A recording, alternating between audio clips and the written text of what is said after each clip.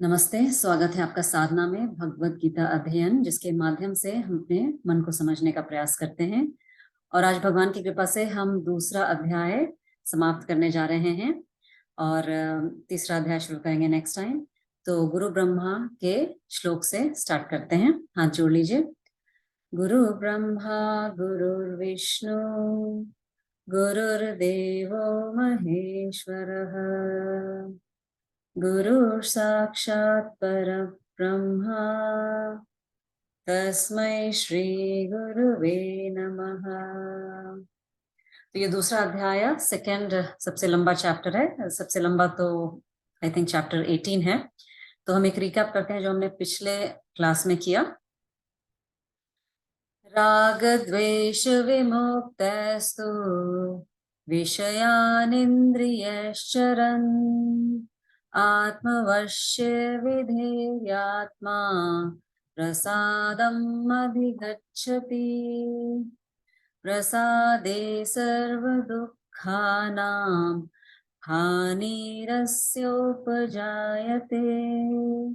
प्रसन्नचेतसो ह्याशु बुद्धिः परवतिष्ठते नास्ति बुद्धिरयुक्तस्य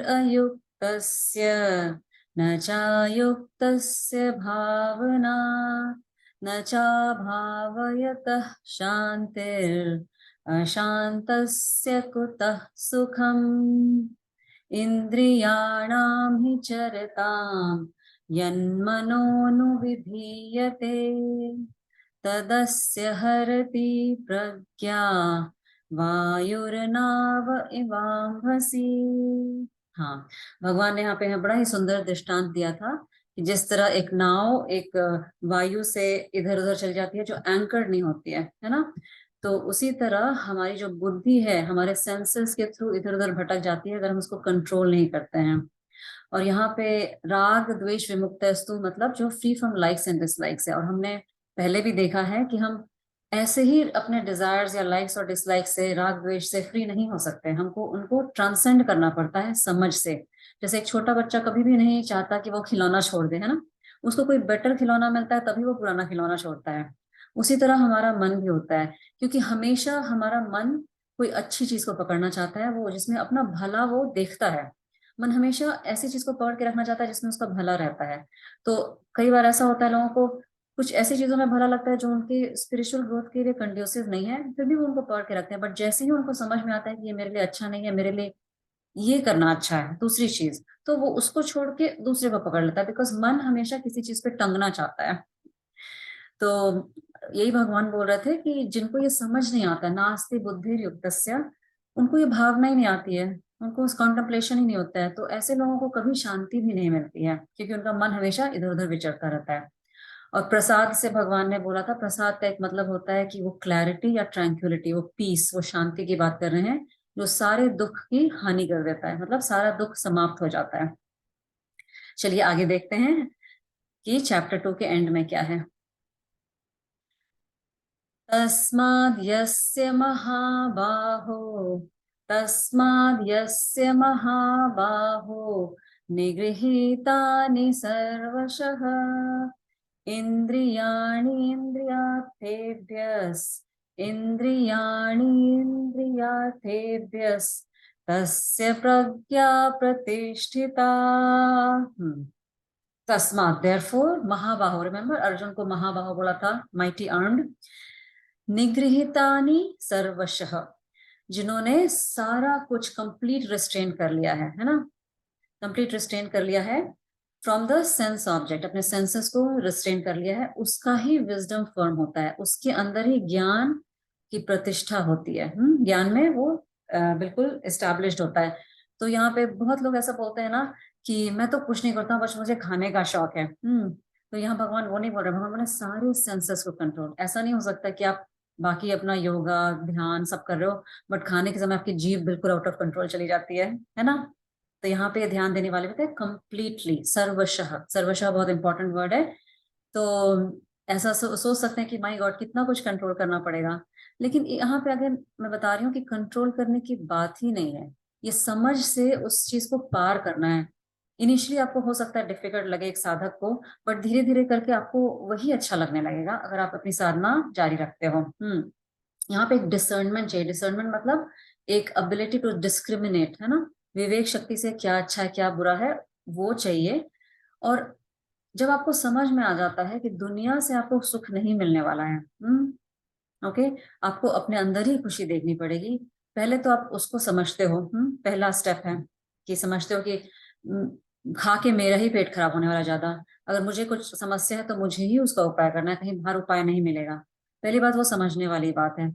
उसके बाद सेकेंड स्टेप होता है एसिमिलेशन, जिसको संस्कृत में निधिध्यासन बोलते हैं। मतलब उस ज्ञान को अंदर अंदर सीप होना पड़ता है। जैसे फॉर एग्जाम्पल रसगुल्ला, रसगुल्ला आप बनाते हो अगर, तो आपने देखा होगा कि उसको हमको रात भर चाशनी में डुबो के रखना पड़ता है, तुरंत निकाल के ऐसे करेंगे तो उसमें रस अंदर नहीं जाएगा। उसी तरह हमारे वेदांत की स्टडी में 3 स्टेप्स होते हैं, श्रवण, मनन, निधिध्यासन। श्रवण तो होता है जो आप अभी सुन रहे हो, सुनना। तो जब हमारा ध्यान इस ओर मुड़ता है तो हम सब सुनते रहते हैं, काफी सुनते हैं, इधर का सुनते हैं उधर का सुनते हैं, गाने सुनते हैं, भगवान का भजन सुनते हैं। उसके बाद स्टेप आता है मनन। श्रवण से कोई फर्क नहीं पड़ता है, श्रवण के स्टेज पे अगर आप रुक गए तो आप आगे प्रोग्रेस नहीं कर पाओगे, क्योंकि आप बेसिकली सिर्फ इंफॉर्मेशन ले रहे हो। मनन स्टेज आता है जहाँ पे आप उसको मन में उतारते हो, उसके बारे में विचार करते हो और उसको एनालाइज करते हो, डाउट्स क्रिएट करते हो, क्वेश्चंस पूछते हो, यू सीक फॉर आंसर्स। क्यों अच्छा ऐसा लिखा है तो उसका क्या मतलब है, ऐसा क्यों लिखा है। पहली बात की हम एक डायरेक्शन में फ्लो कर रहे हैं ना, ये स्क्रिप्चर्स पढ़ते पढ़ते आपके दिमाग बिल्कुल दूसरी डायरेक्शन में, वो स्क्रिप्चर्स उल्टा ही बोलता है। फॉर एग्जाम्पल हम सोचते हैं कि हम ये लिमिटेड बॉडी है, स्क्रिप्चर्स बोलता है तुम अनलिमिटेड हो, है ना। हम सोचते हैं कि बाहर जाके खुशी मिलेगी, इससे बात की अच्छा रिलेशनशिप रहेगा तो खुशी मिलेगी, अच्छा घर रहेगा, अच्छा जॉब रहेगा, खुशी मिलेगी। स्क्रिप्चर्स बोलता है, हमारे शास्त्र बोलते हैं कि नहीं, खुशी अपने अंदर ही है, बाहर की खुशी टेम्पररी है। तो एक तरह से माइंड को शॉक लगता है कि अरे जो मैं सोच रहा हूँ उसके बिल्कुल ऑपोजिट है।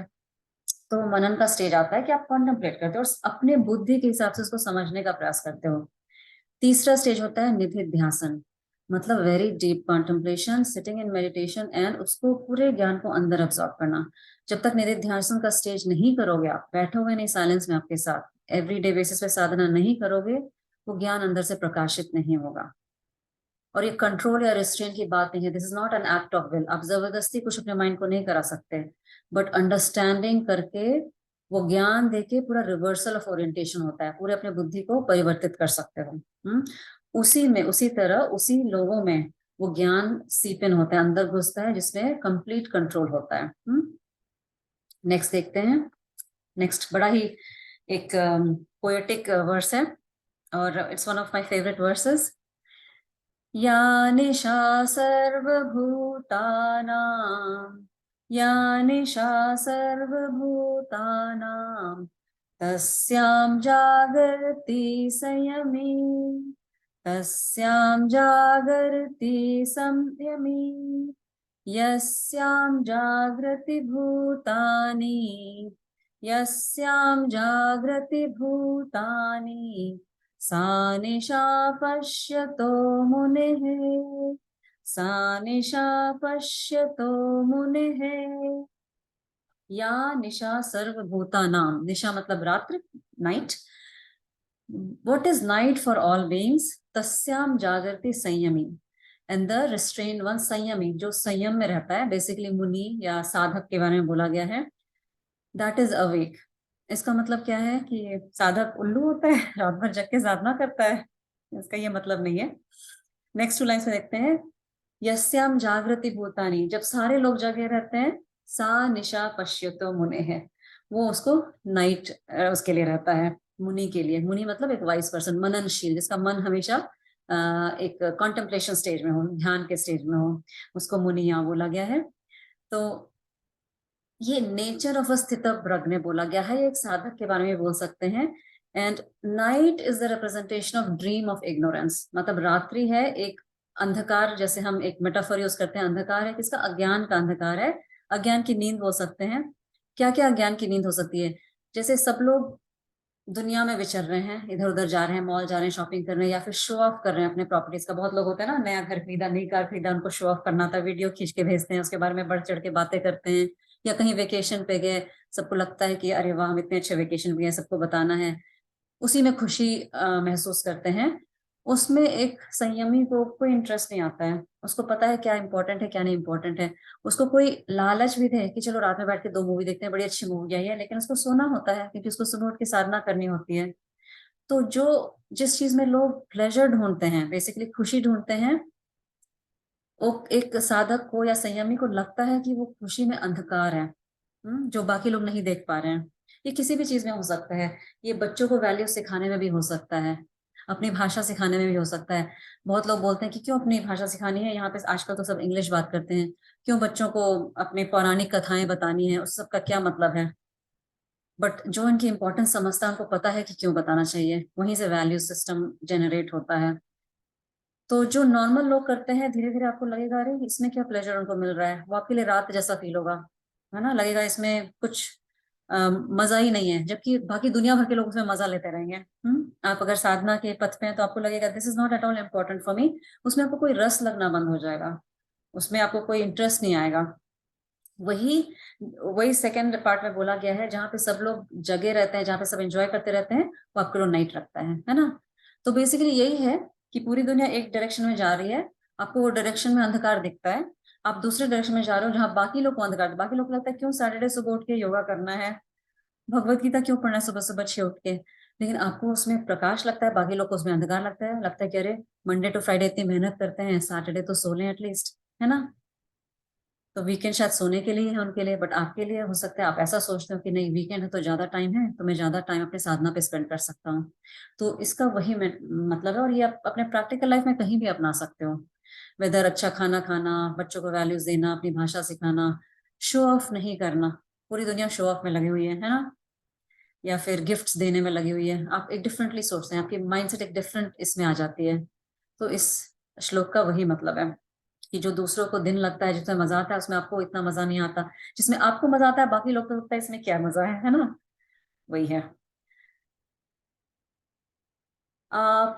आपूर्यमाणमचलं प्रतिष्ठम्, आपूर्यमाणमचलं प्रतिष्ठम्, समुद्रमापः प्रविशन्ति यद्वत्, समुद्रमापः प्रविशन्ति यद्वत्, तद्वत् कामायं प्रविशन्ति सर्वे, तद्वत् कामायं प्रविशन्ति सर्वे, स शान्तिमाप्नोति न कामकामी, स शान्तिमाप्नोति न कामकामी। हाँ, ये नंबर 70 वर्स है, ये थोड़ा लंबा है इसलिए इसका मीटर चेंज हुआ है। द वे वी प्रोनाउंस, इसका जैसे उच्चारण करते हैं वो भी थोड़ा डिफरेंट है, क्योंकि लंबे इसका है, ज्यादा इसमें सिलेबल्स हैं। तो पहले वर्ड्स की मीनिंग देखते हैं, इसका अर्थ समझते हैं। आपूर्यमाणम अचलम प्रतिष्ठम, फिल्ड फ्रॉम ऑल साइड्स, मतलब कंप्लीट पूर्णता है। किसमें? समुद्र में। समुद्र एक तरह से पूरी तरह पूर्ण है, राइट। ओके। उसमें आपह, जो समुद्रम आपह है, जो सेकेंड लाइन में आपह मतलब होता है वाटर। तो दुनिया की कितनी भी नदियां समुद्र में आके ये करती हैं, अपने आप को पोर करती है ना, समुद्र में फाइनली एंड होती है नदियां, फिर भी समुद्र चेंज नहीं होता, उसका level it's unaltered, no matter कितना भी पानी उसमें आके गिरे, है कि नहीं। तो ये एक मेटाफर यहाँ पे दिया गया है। एक ज्ञानी जो होता है, ओके, वो इसी तरह होता है। उसके अंदर कितनी भी डिजायर एंटर करती है, उसको ऑलरेडी इतना पीस अंदर रहता है कि उसको कोई भी डिजायर आने या जाने से उसको कोई फर्क नहीं पड़ता है ना। जैसे मानो लॉटरी लगी उसकी, उसको रियली कोई फर्क नहीं पड़ेगा, हाँ लग गई लग गई। हो सकता है वो उस लॉटरी के मनी को कोई अच्छे काम में भी यूज कर ले, रादर देन अपने प्लेजर्स में यूज करने के लिए, है ना। हाउ अबाउट इसका उल्टा, मान लीजिए बहुत दुख आ जाता है, उसका क्या एग्जाम्पल रहेगा? समुद्र से इतने पानी इवेपोरेट होता है ना, वाष्पीकरण होता है समुद्र के पानी का, समुद्र का लेवल कम होता है कभी? नहीं होता है ना। उसी तरह एक ज्ञानी के जीवन में कितना भी दुख आ जाए, मान लीजिए घर जल जाए, परिवार में किसी जन की मृत्यु हो जाए, या बेसमेंट फ्लड हो जाए, उसको कोई फर्क नहीं पड़ेगा। he'll do the right stuff that is required for the moment। अंदर में वो पीड़ा या दुख नहीं होगा। फिजिकल डैमेज हो सकता है, but mental suffering is a choice. तो वो हमेशा चूज करता है not to have mental suffering. Okay. वही पर्सन शांति की तरफ जाता है, not the desirer of the pleasure. Last line में देखिए, ना काम कामी, जो सिर्फ प्लेजर्स के पीछे जाते हैं, शॉर्ट टर्म गेन के पीछे जाते हैं, जिसमें देखते हैं कि अरे इसमें मेरा क्या फायदा है, उनको ही दुख हो जाता है, क्योंकि वो फायदे की चीज अगर चली गई, अगर घर में कुछ नुकसान हो गया, नई गाड़ी में चोट लग गई है ना, गाड़ी को चोट लग गई, तो ऐसा लगता है उनको ही चोट लग गई, इतने दुखी हो जाते हैं वो लोग। तो वैसे लोग कभी शांत नहीं रह सकते हैं, जिनको हमेशा बाहर की चीजों में खुशी ढूंढते रहते हैं। तो ये एग्जाम्पल दिया गया, ये दृष्टांत दिया गया, एक्चुअली ये अपने मन में भी आप रख सकते हैं, अपने आप को समुद्र जैसा विशाल फील करिए। जब आप, ये एक फॉर्म ऑफ मेडिटेशन भी हो सकता है, can sit and meditate on a form of a समुद्र, कि आपको समुद्र के जैसा अपने आप को समझिए, कि आपके अंदर इतने, इवन खुशी का स्रोत है। बहुत लोग खुशी में पागल भी हो जाते हैं या बहुत क्रेजी थिंग्स करते हैं, आपने कभी देखा है ना, खुशी में लड़के बहुत तेज से बाइक चलाते हैं, चिल्लाते हैं, चीखते हैं, थोड़ा क्रेजी हो जाते हैं, जैसे कुछ हो गया, चाहे तो एग्जाम खत्म हो गया या रिजल्ट आ गया या क्रिकेट में कोई जीत गया, काफी ऐसे बहुत सारे लड़ाई झगड़े भी हो जाते हैं खुशी में। तो एक उस तरह से ज्ञानी को कभी नहीं होता है, he is never too excited, he is never too depressed, always like समत्व भाव रहता है एक ज्ञानी का। तो यही वो श्लोक में बताने का ट्राई करा, और आप इस पे मेडिटेट भी कर सकते हैं, अपने आप को विशाल समझ सकते हैं, कि चाहे कुछ भी हो जीवन में, खुशी महसूस करिए, बट वो खुशी में पागल नहीं हो जाइए, या इतना भी नहीं हो जाइए कि खुशी चली जाए तो उसमें दुख में पागल हो जाए, है ना। समभाव रखिए, ये जीवन में उतार चढ़ाव आता ही रहता है। Okay, nothing last for ever, everything is temporary, सुख या दुख, है ना, दोनों आता जाता रहता है, और हम रहते हैं हमेशा उसको एक्सपीरियंस करने के लिए, we are permanent all the time. Okay, next श्लोक का देखते हैं।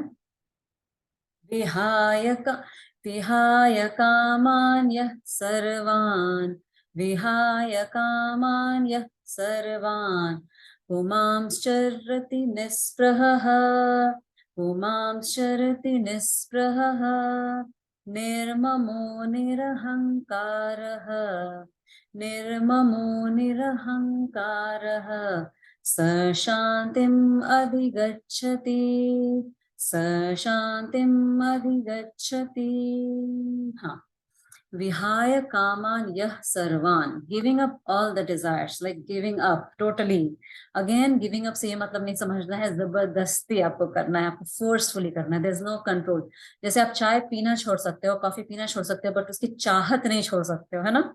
यहाँ पे बोला है जो चाहत भी छोड़ दिया, तो इसमें छोड़ना नहीं पड़ता है, आप उससे पार चले जाते हो। कुछ भी करने से आपको लगता है कि उसको नेसेसरी नहीं लगता है जीवन में आपको, है ना। जैसे आप अगर अपनी साधना में लगे हो, तो आप उस समय, आपको कोई बोलेगा कि चलो हम जाके ये बड़ा अच्छा मेला लगा है वो देख के आते हैं, आपको इच्छा नहीं होगी, तो आप कंट्रोल ही नहीं करो। एक पर्सन जिसको शराब पीने की इच्छा ही नहीं होती है, सामने बॉटल भी रखा है, उसको कोई लालच नहीं आएगा कि मुझे उठा के पीना है, क्योंकि वो इच्छा नहीं अंदर से। जब वो समझ में आ जाता है ना, एक बच्चे को जब समझ में आ जाता है उसके लिए पढ़ाई इंपॉर्टेंट है, भले कितना इंपॉर्टेंट सीरियल चल रहा हो या मूवी चल रही हो टीवी में, वो नहीं देखेगा, क्योंकि उसको पता है, उसको डिसर्नमेंट है, मतलब वो विवेक शक्ति है कि उसके लिए क्या अच्छा है क्या बुरा है। तो उसी तरह वो टीवी देखने का डिजायर गिव अप कर लेता है, क्योंकि उसके पास एक हायर डिजायर है। यहाँ डिजायर से ये समझने की बात है, स्पेशली हम साधक को, कि हम डिजायर नहीं छोड़ सकते, डिजायर को हम चेंज कर सकते हैं, एक दूसरे डिजायर की तरफ जा सकते हैं। इट्स समथिंग लाइक आप इस रूम के कॉर्नर से दूसरे रूम के कॉर्नर चले गए, आपने रूम नहीं छोड़ा है। जैसे आपका पहले मूवीज में ज्यादा मन लगता था, अभी आपका भजन सुनने में मन लगता है ना, तो आप डिजायर को बस चेंज कर दिया हो। आपका मन जिस पे टंगता था वो आप चेंज कर दिया हो, बट मन को हमेशा टंगना पड़ता है किसी से, until and unless you become अज्ञानी स्थित प्रज्ञा, तब तक आप साधक को कोई चीज पे हैंग करना पड़ता है। ये बहुत इंपॉर्टेंट है, क्योंकि आप सब चीज छोड़ के तो डिप्रेशन में ही चले जाओगे। तो डिजायर्स को हमको सात्विकता के तरफ धीरे धीरे लेके जाना है, फ्रॉम तामसिक एंड राजसिक। Okay, and then only you reach up stage of विहाय कामान या सर्वान। धीरे धीरे करके सारे वर्ल्डली डिजायर्स आपके छूटते जाएंगे, कुछ रस नहीं आएगा उसमें, मतलब आप डिप्रेस नहीं बनोगे, आप ज्यादा अंदर से शांति फील करोगे, क्योंकि आपकी डिजायर भगवान से जुड़ गई है। और नेक्स्ट इसका है पुमांस चरते निस्पृह। स्पृह का मतलब होता है, जैसे आपने किसी चीज का रस टेस्ट किया, उसको वापस टच करने का मन होता है, उसको वापस टेस्ट करने का मन होता है ना, स्पृह बोलते हैं उसको। निस्पृह मतलब वो इच्छा चली जाती है ज्ञानी से, there is no longing to experience that. जैसे हम कहीं अच्छे गए, जगह गए, कहीं बच्चे जैसे इसमें जाते हैं अपना, क्या बोलते हैं, आ, सारे जो ये होते हैं, राइड्स होते हैं अपने, वहां जाते हैं ना, उनको बार बार वहां जाने की इच्छा होती है, क्योंकि वो उनको किक देता है, हाँ, डोपामिन किक देता है, अच्छे हॉर्मोन्स का किक देता है, ये राइड पे चढ़ना, और डेंजरस डेंजरस राइड पे जाते रहते हैं बच्चे, है ना, ये वंडरलैंड वगैरह में। लेकिन वो उनको वो स्पृह रहता है, उनको वो एक्सपीरियंस करने का टेस्ट रह जाता है, बार बार वो एक्सपीरियंस करने की इच्छा होती है। बट एक ज्ञानी को, वो पर्सन जो that has given up all the desire, उसको वो इच्छा भी चली जाती है, इट डजंट रियली मैटर, वो उसके लिए इंपॉर्टेंस ही नहीं रखता है। निर्ममो निरहंकार, मतलब यह बहुत इंपॉर्टेंट सेंटेंस है। निर्ममो मतलब, ममा मतलब होता है मेरा। हम्म, क्या मेरा है क्या तेरा है, इसी में पूरी दुनिया बटी हुई है ना। मेरे बच्चे को अच्छा हुआ तो ठीक है, आपके बच्चे को कुछ हुआ तो I am really sorry this happened, right. लोग इवन स्पिरिचुअलिटी को यूज करते हैं अपने परिवार को अच्छा रखने के लिए, ये सब ही मांगते रहते हैं। जैसे किसी का गुरु वगैरह होता है, मैंने बहुत बार देखा है कि वो गुरु से यही सब मांगते रहते हैं, क्योंकि वो उनको एक डर रहता है कि हम हमारे परिवार का कैसे क्या होगा। तो वो यूज करते हैं स्पिरिचुअल मेजर्स को टू गेन वर्ल्डली प्लेजर्स। हम्म, क्योंकि उनका परिवार सेफ रहना चाहिए, उनके बच्चे सेफ रहने चाहिए, उनका घर अच्छा रहना चाहिए, उनकी प्रॉपर्टी अच्छी रहनी चाहिए, क्योंकि वो मेरा है ना, अपना है। वो अपनेपन की भावना होती है, दूसरे का चाहे जो भी हो जाए। बट यहाँ पे ज्ञानी के बारे में बोल गया निर्मम हो जाता है, मतलब मैं और मेरा की भावना ही चली जाती है, क्योंकि पूरा वर्ल्ड सब कुछ ही उसका हो जाता है। यहाँ पे बहुत सारे लोग बोल सकते हैं कि जैसे आप योगा के पाथ में हैं, हाँ, और आप अच्छे डेली योगा करते हैं, मेडिटेशन करते हैं, बट आपके परिवार के लोग नहीं करते हैं, मेरे लिए आपका पति बच्चे नहीं करते हैं कोई योगा, तो आपको लोग ऐसे ही बोल सकते हैं कि खुद तो अच्छा योगा कर रहे हैं आप, बट आपके अपने परिवार को नहीं सिखा रहे हैं, बाकी लोग को तो सिखा रहे हैं, लोग ऐसा भी आपको बोल सकते हैं। ये भावना कहाँ से आती है दूसरे लोगों में? ये भावना इससे आती है कि मैं और मेरा से, मतलब आप अपने ही परिवार को नहीं सिखा पा रहे हैं। बट वो जो योगी रहता है उसको अपना पराया कुछ नहीं है। एक सूरज को, सूर्य की किरणों को अपने और पराये की भावना होती है क्या? ये अपना है, इसको लाइट देना है, प्रकाश देना है, ये दूसरा इसको नहीं देना है। कि वो जो भी विंडो खोलता है, जो भी बाहर जाता है उसको देता है ना। तो ज्ञानी भी ऐसे होता है, उसको अपने पराये की कोई भावना नहीं होती। हो सकता है उस ज्ञानी के घर में कोई बच्चे हैं जो बिगड़े हुए हों, जो योगा नहीं करते हो, जो ध्यान नहीं करते हो, जिनका इस तरफ ध्यान ही नहीं है। वो टोटली डिफरेंट है। उस ज्ञानी को कोई ऐसे अगर व्यंग करे, टॉन्ट मारे, कह रहे अपने बच्चे को सुधारा नहीं, पूरी दुनिया को सुधारने चला है। क्यों? बाकी लोग क्यों बोलते हैं ऐसा? क्योंकि उनके मन में अपने और पराये की भावना रहती है, ज्ञानी के मन में अपने पराये की भावना नहीं रहती है। उसको कोई फर्क नहीं पड़ता, उसके पास जो आएगा उसको ज्ञान बांटेगा वो, उसके पास जो आएगा उसको योगा सिखाएगा वो। उसके लिए मेरा पराया कुछ नहीं है, इज अवेलेबल फॉर एवरीबडी। तो एक ज्ञानी एक निर्ममा रहता है, फ्री फ्रॉम पोजेसिवनेस। हम यूजली पोजेसिवनेस से मोस्टली अपना काम करते हैं। हम ट्राई करते हैं अपने आप को बचा के रखने का, अपने परिवार को बचा के रखने का। वो पोजेसिवनेस रहता है कि मेरे बच्चे सेफ रहना चाहिए, मेरा परिवार सेफ रहना चाहिए, मेरी प्रॉपर्टी सेफ रहना चाहिए, मेरा सब कुछ अच्छा साफ सुथरा होना चाहिए, neat and clean, okay, as it's suppose to be. जो एक सोसाइटी का कंडीशनिंग है कि ऐसा होना चाहिए, हम उसी में फंसे रहते हैं हम। और अगर आप साधा, कि आपको दुख लगता है कि आप योगा कर रहे हैं, बाकी आपके परिवार वाले नहीं कर रहे हैं, छोड़ दीजिए वो भावना। You cannot change anybody. You just have to make your energy available to whoever comes to you. जो आता है उसी को आप करोगे ना, जो नहीं आता उसके चक्कर में क्यों पड़े रहोगे? उनकी अपनी बात है, doesn't matter, let them grow at their own pace, है ना, अपने हिसाब से उनको जीने दीजिए। तो पॉजिटिवनेस से वो निकलिए बाहर, किसी चीज का दुख नहीं मनाइए, क्योंकि सब अपने कर्मों के फल के तहत ही इस जीवन में आए हैं। आपके बच्चे को कुछ प्रॉब्लम हो सकता है, हम बच्चे से सबसे ज्यादा अटैच रहते हैं। हाँ, आप अपने बिहेवियर से उनको इंस्पायर कर सकते हैं, बट एक पर्टिकुलर एज के बाद, 14-15 साल के बाद, अपने बच्चों को भी आप कुछ नहीं बोल सकते हैं। They are not yours, your kids don't belong to you. ये समझ लीजिए। वो पॉजिटिवनेस छोड़ दीजिए। ये पॉजिटिवनेस के कारण बाद में परिवार में कितने प्रॉब्लम्स होते हैं। शादी हो जाती है बच्चे की, फिर भी माँ बाप पॉजिटिव रहते हैं ना, उसके कारण ये झगड़ा वो झगड़ा, अच्छा उसने ऐसे बोला, उसने मुझे ऐसा कैसा बोल दिया, शादी हो गई तो कैसे ऐसा अलग हो गया। Why all this positiveness? छोड़ दीजिए। Everybody, even your child, they have their own कर्म पाथ, उनका अपना जर्नी है, वो उसी हिसाब से जीते हैं। आप एक पर्टिकुलर स्टेज को उनको इन्फ्लुएंस कर सकते हैं। अगर अपनी सात्विकता से उनको इन्फ्लुएंस करिए तो अच्छी बात है, नहीं तो कोई बात नहीं, दैट्स ओके। उसके लिए दुख मनाने की जरूरत नहीं है। दूसरा, निरहंकार, ईगो। ईगो नहीं रहता है। ईगो मतलब क्या होता है कि मैं ये हूँ। अगर मैं डॉक्टर हूँ तो मेरे अंदर ईगो है कि हाँ मैं डॉक्टर हूँ, मैं I know better for my patient. अगर कोई और मुझे बोल दिया कि नहीं ऐसे नहीं, ऐसा होना चाहिए, तो मुझे हर्ट हो गया, वो ईगो है। कोई ज्ञानी में ईगो नहीं रहता है। ठीक है, अच्छा नहीं किया मैंने, ठीक है, एक्सेप्ट कर लो, जैसा है वो ठीक है, they just see things as they are, उनको ईगो की कोई ये नहीं रहती है प्रॉब्लम।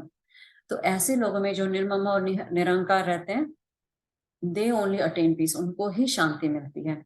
स शांतिम अधिगच्छति, सह मतलब ही शी दोनों हो सकता है, मेल फीमेल, ओके, उसी को शांति मिलती है। तो शांति आप तभी ले सकते हैं जब आप ये सब स्टेप्स फॉलो करेंगे। शांति अपने आप से आ नहीं जाती, अंदर रहती है, बट क्योंकि हमारे ऊपर इतना लेयर चढ़ा रहता है पॉजिटिवनेस का, ईगो का, है ना, स्प्रेह का, और ये सब जो यहाँ दिया हुआ है, इस शांति के सब लेयर्स हैं, कवरिंग्स हैं, जिनको आपको धीरे धीरे करके निकालना है। You have to come out of these, बोलते हैं ना, पर्दे का लेयर चढ़ा हुआ है, परत चढ़ी हुई है शांति के ऊपर, ये सब परत चढ़ी। शांति तो अंदर है ही, बट अहंकार का, पॉजिटिवनेस का, ममत्व की भावना, स्पृह की भावना, है ना, डिजायर्स, ये सब चढ़ा हुआ है ऊपर से।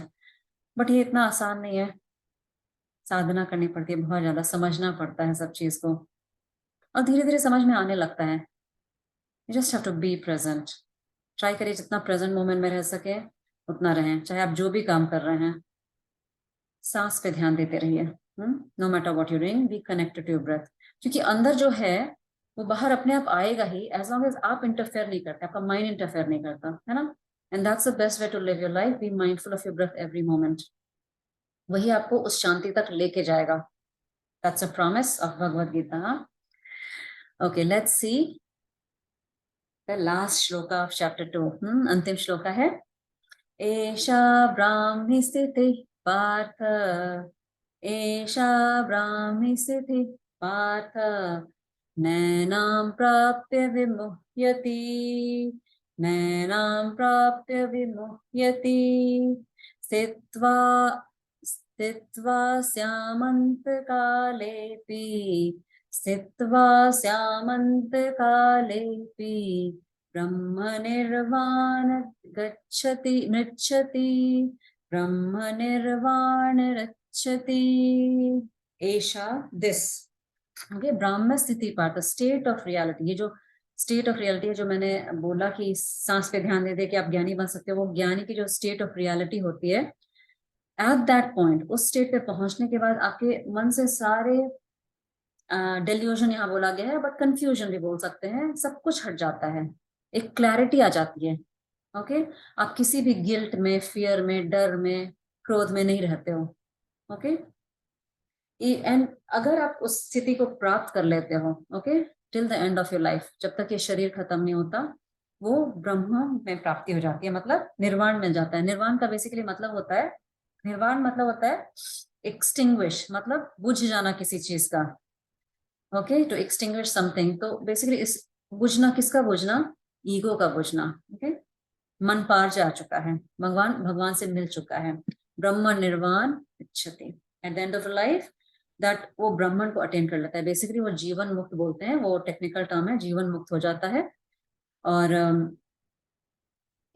बोलते हैं कि वो निर्वाण प्राप्ति हो जाता है, वो भी ब्राह्मण बन जाता है जो यूनिवर्सल कॉन्शियसनेस में है। खैर, ये तो बहुत बाद की स्टेज बताया गया है, हम तो वहां तक पहुंचे ही नहीं है, हम तो साधक हैं। तो हमारे लिए तो साधना के पथ पे है, जो प्रैक्टिस है वही करनी है हमको भी। और थर्ड चैप्टर बहुत ही इंटरेस्टिंग और इम्पोर्टेंट है, उसमें सारा कर्मियों के बारे में बताया गया है और डिटेल्स में, जिससे आप एक साधक हैं उनको और क्लैरिटी मिलेगी हमको किस तरह बिहेव करना चाहिए। ओके, क्योंकि world is full of sensory pleasure, sensory stimulation सब जगह से आ रहे हैं, उसमें क्या आपको लेना है, कैसे कंट्रोल करना है, और करने से क्या होगा, वो सब आपको तीसरे अध्याय में हम देखेंगे। ठीक है, तो भगवान की कृपा से आज हमने सेकेंड चैप्टर फिनिश किया। बहुत खुशी हो रही है मुझे, जो हमने यात्रा शुरू की थी मई ऑफ दिस ईयर से, तो सेकेंड चैप्टर पे हम अभी फिनिश कर रहे हैं, and will start the third chapter next time. तो इसी नोट पे, इसी आनंद में कि हमने आज एक चैप्टर फिनिश किया, हम समाप्त करते हैं, और हाथ जोड़ लीजिए, पूर्ण मद के श्लोका से एंड करते हैं। ओम पूर्णमदः पूर्णमिदं पूर्णात् पूर्णमुदच्यते, पूर्णस्य पूर्णमादाय पूर्णमेवावशिष्यते।